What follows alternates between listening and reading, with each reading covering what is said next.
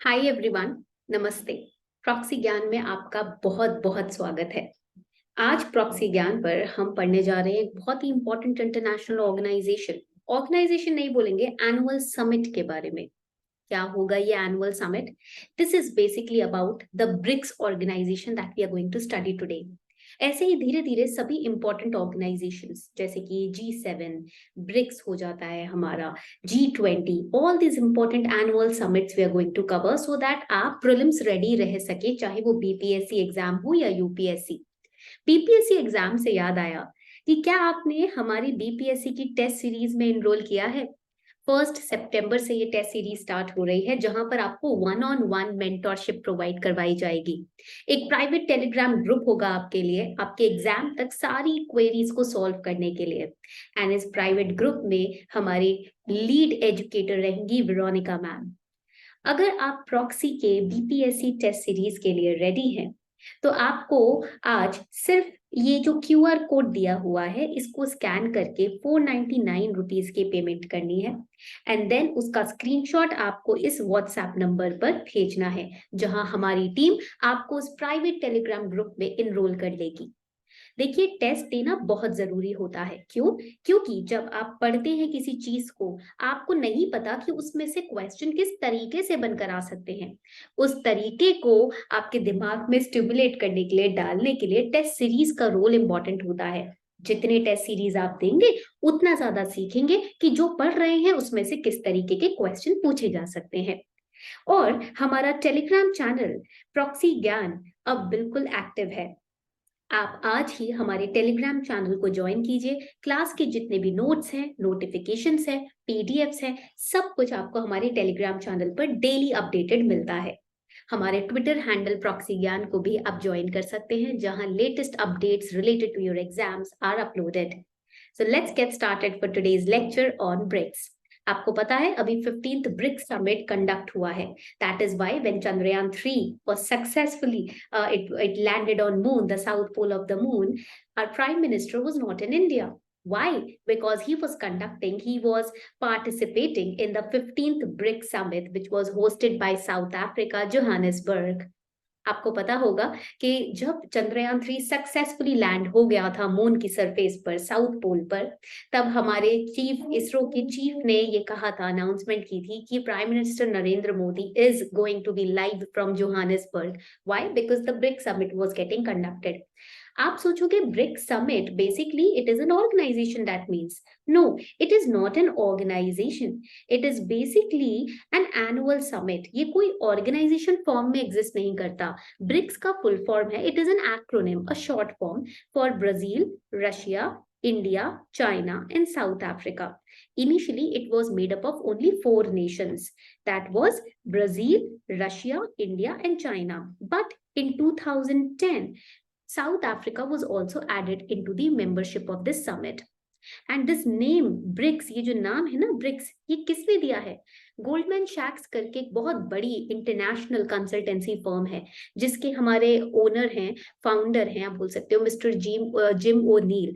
He gave this term because these are the countries which are involved in this particular summit, we should give it an acronym called BRICS. तो easy होगा इसको pronounce करना, इसको बोलना।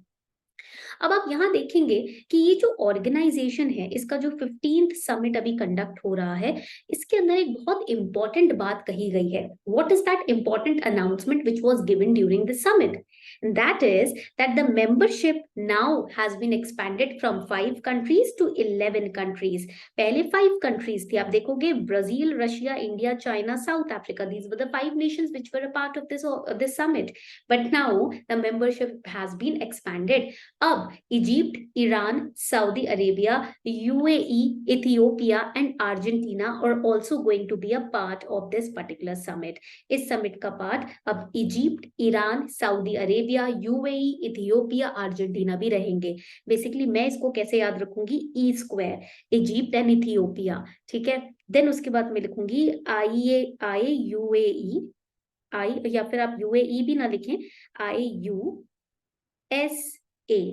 तो E square is Egypt and Ethiopia, Iran, UAE, Saudi Arabia, and then we have over here Argentina.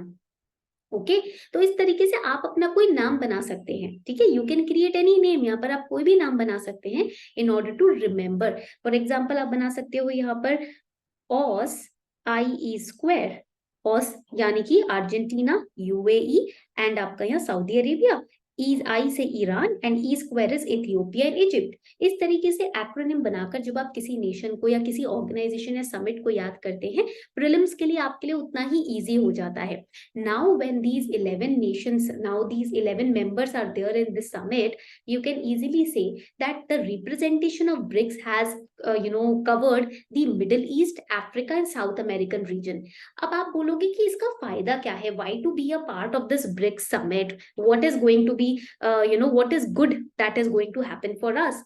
Basically, these nations, when they sit together, they are sitting in an community. When they are sitting in a community, जब एक community में ये लोग बैठते हैं, they discuss their agendas.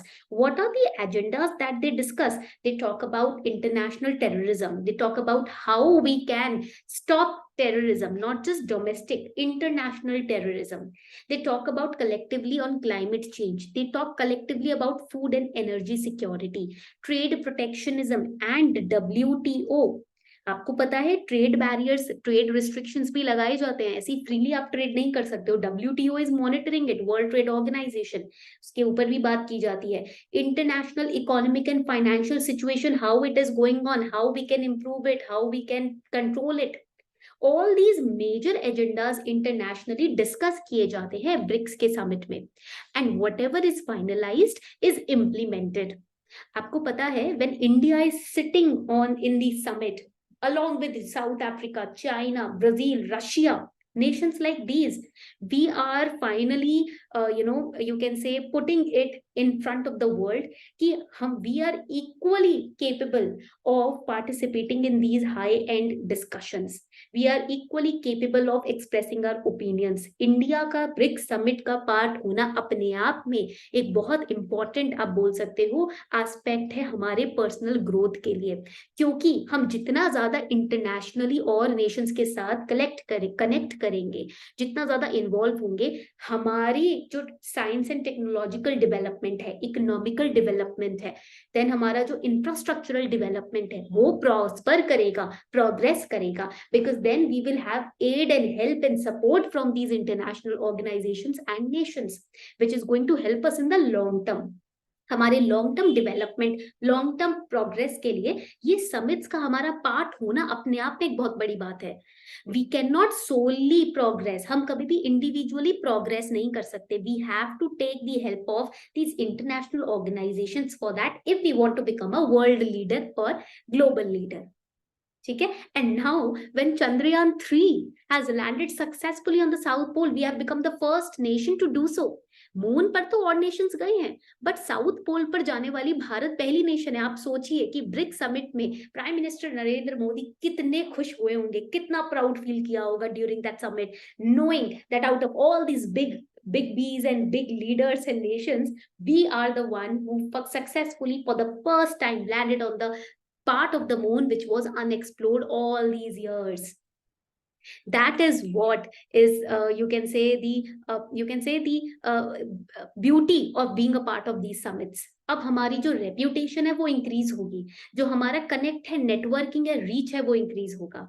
This is all about BRICS. And also remember कि ये जो पांचों नेशंस है ना, Brazil, Russia, India, China, South Africa, ये G20 के भी मेंबर्स हैं। These are also the members of G20.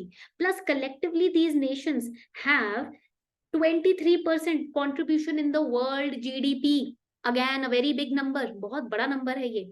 ठीक है, तो इसीलिए ये जो टॉपिक है ये आज इंपॉर्टेंट हो जाता है। आई होप आपको आज का लेक्चर अच्छा लगा होगा। ऐसे ही समिट बेस्ड लेक्चर्स हम आपके लिए लेकर आते रहेंगे। On this note I am wrapping up the class. Thank you and have a wonderful day ahead everyone. नमस्ते।